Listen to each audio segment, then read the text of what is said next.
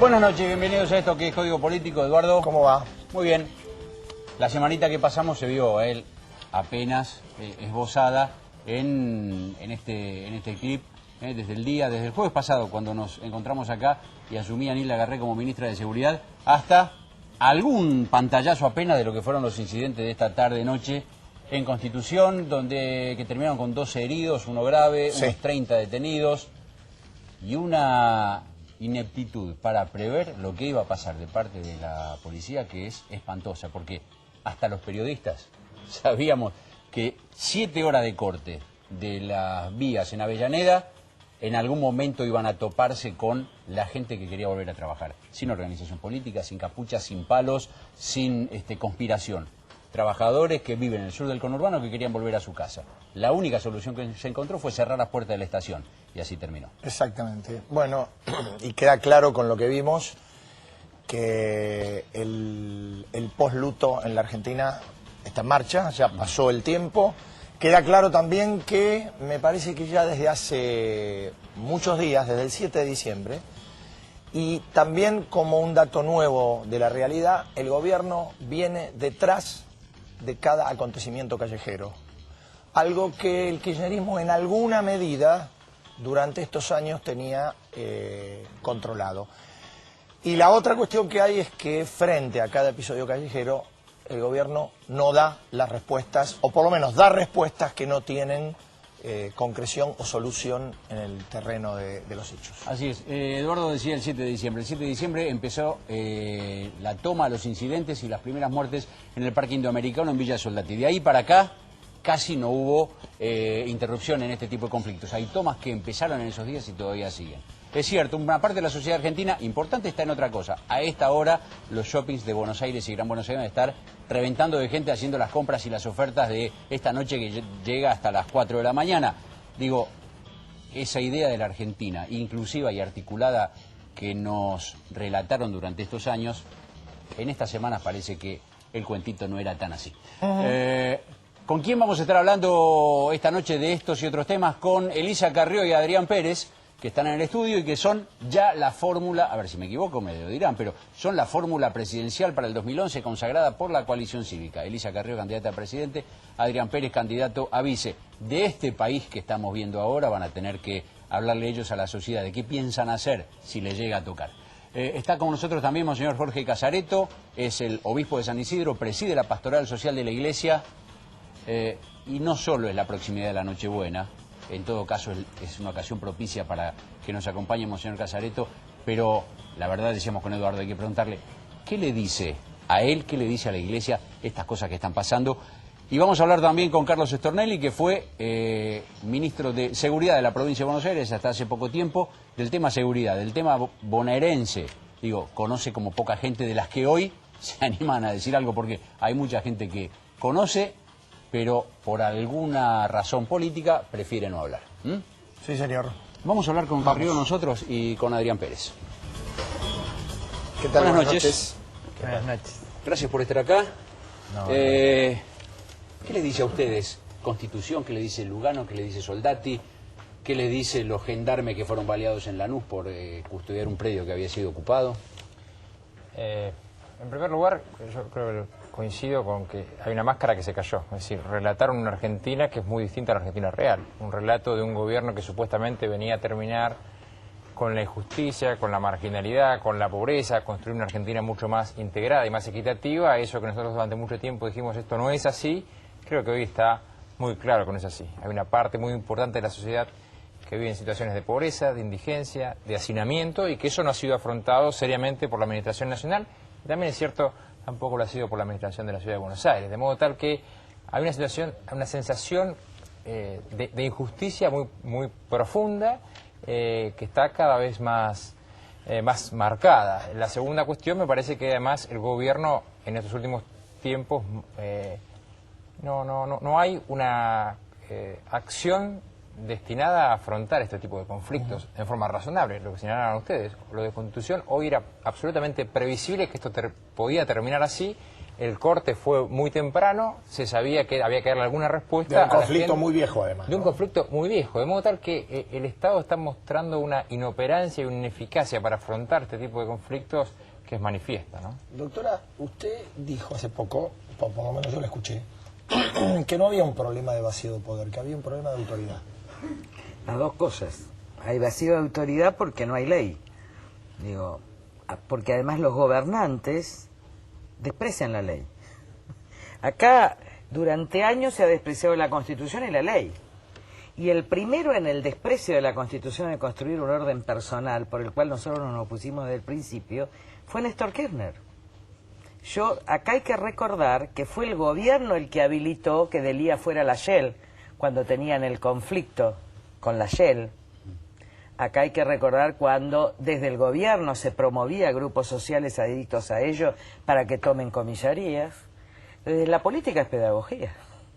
Es decir, no puede hacer el poder una cosa y creer que después la sociedad no va a hacer lo mismo. Porque el poder justamente es o ejemplificador de algo, o de la propetencia y la barbarie, o de la república del cumplimiento de la ley.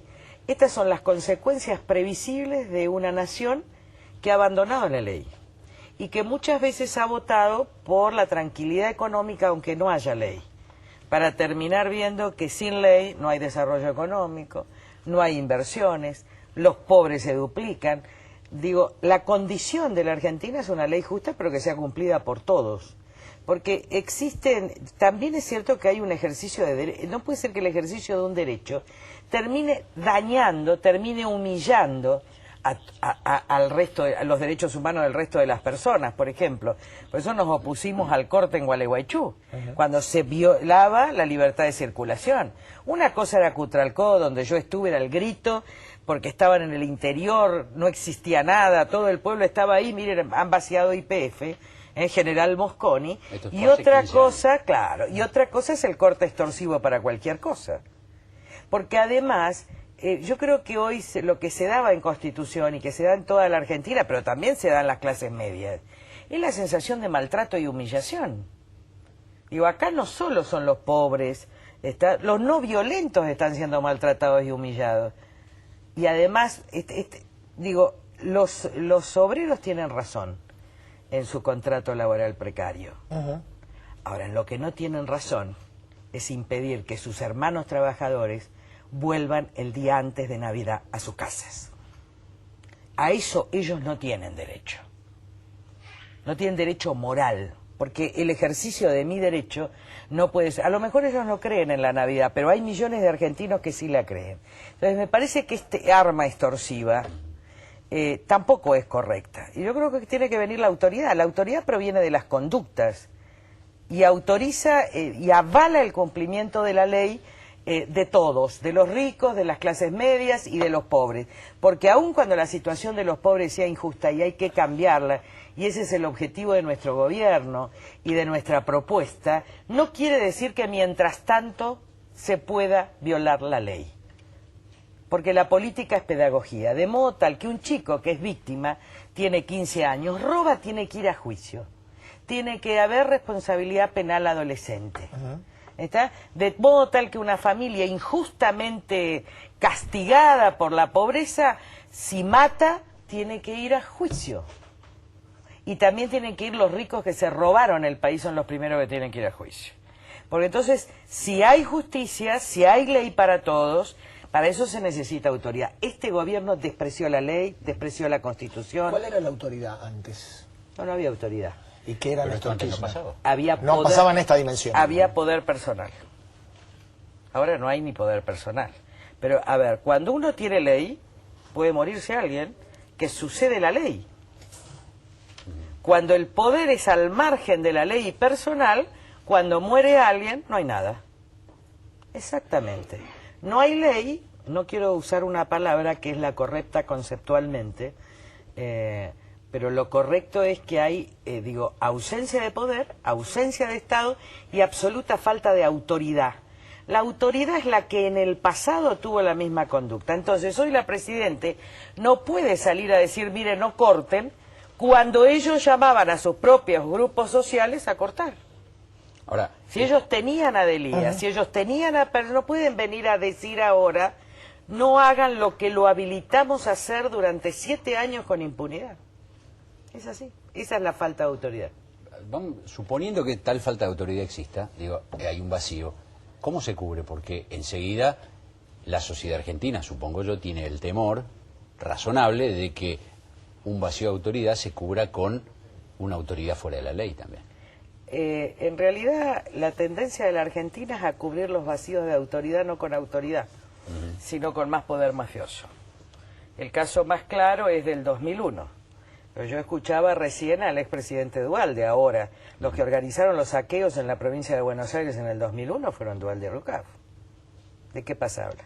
Los que mataron a Costec y Santillán, porque fue una matanza, yo estuve en Plaza de Mayo ese miércoles y después salió la foto de Clarín el viernes. Digo, el orden tampoco se construye sobre la matanza. Entonces acá hay dos alternativas. O seguimos en el orden mafioso, que nos propone orden a cambio de mantener las mafias, o vamos a un orden republicano. Y vamos a tener que ir a un orden republicano, porque yo creo que... Voy a hacer una interpretación un poco religiosa antes de la fiesta, pero yo creo que alguien está con ira, y si Dios existe, está con ira, y que vamos a llorar tener ley. Esa ley que dice no robar, no mentir, no usar a los pobres, la vamos a rogar tenerla. Porque también es cierto que, por un lado, todos fuimos indiferentes, ¿no? Digo a todos para no decir algunos, obviamente muchos no. Pero vamos a tener que llorar una ley, porque sin ley no hay civilización.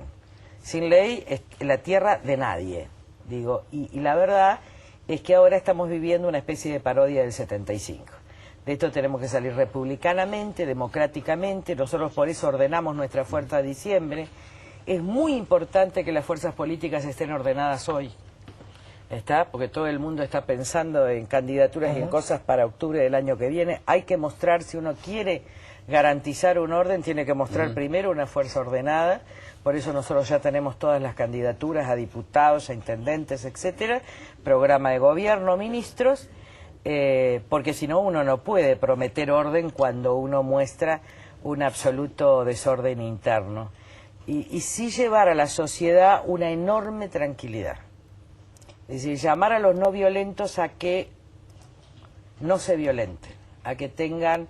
Yo sé que hay maltrato, yo sé que nosotros sabemos que hay humillación, nosotros sabemos que así es invivible la ciudad, es invivible también, son invivibles las ciudades del interior. No crean que Córdoba, los ministros de seguridad del norte argentino le dijeron a LAC, vienen los cortes y las ocupaciones. Y Alá le dijo, lo conversamos en marzo, reunión del 3 de diciembre estaba Patricia Burle, del Consejo de Seguridad. De modo tal que esto también se sabía que iba a suceder. Entonces hay que tener mucha tranquilidad.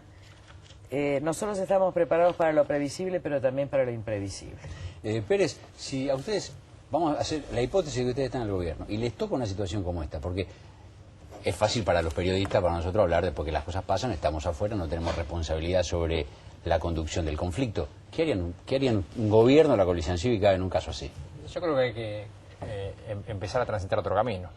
Y esto implica un país republicano, un país con previsibilidad, un país con reglas de juego claras, con instituciones sólidas, donde la ley funcione, donde la justicia sea independiente y funcione, un Estado que se haga cargo de los problemas de la gente. Esto es un Estado que pueda distribuir ingresos, un Estado que se haga cargo de la seguridad alimentaria, un Estado que se haga cargo de la deficiencia habitacional que existe. Es decir, la presencia del Estado y no un Estado ausente de las principales políticas. Y hay que entrar a las de modo villas. tal que nosotros hace mucho tiempo que veníamos señalando el tema de la necesidad de que haya un programa de urbanización de villas y que haya una declaración de emergencia habitacional para afrontar seriamente este problema, básicamente hacerse cargo. Yo veo una enorme insensibilidad, además de la dirigencia política, que no es exclusiva del gobierno nacional. Quiero decir, yo he visto los cruces entre el gobierno nacional y el gobierno de la ciudad, echándose la culpa y anclándose en un determinado discurso pseudo-ideológico como para obtener algún rédito político. Ahora, lo cierto es que es mucho discurso y poca acción concreta. Ha habido insensibilidad porque ninguna de las administraciones trabajaron seriamente para ponerse de acuerdo y para afrontar con alguna política seria el problema. Entonces, me parece que la dirigencia política tendría que ser bastante más sensible al problema real que hoy está teniendo la gente. Diputada, Pero hay que entrar, yo quería completar algo, hay que entrar a la villa. A ver, voy a poner un ejemplo. Zabaleta, 1114, Ciudad Oculta, sí. Ah, perdón. No, diga después. No, pero quiero decir, ahí controla un grupo. Hay 80% de gente trabajadora, pero los que controlan la villa son narcos, son jóvenes. Entonces, si vos ibas esta semana, todas las entradas a las 11:14 estaban con Itaca y ametralladora controlando la seguridad que nadie entre, en todas las villas. Entonces, cuando vos entras con punteros, una cosa es entrar con punteros y otra cosa es que entre el Estado en serio. Acá no entró el Estado en serio, por eso entraron los punteros. Pero del PJ, digo, pues todos son PJ ahí, macristas y del Frente para la Victoria. Y bueno, con el sistema de dávidas, de subsidios y de votos, no entró el Estado, entró el puntero. Y ahí tiene que entrar el Estado con políticas sociales, con políticas de trabajo, y tiene que entrar el Estado para garantizar la seguridad. Porque hoy esa gente dice que su única seguridad son los narcos.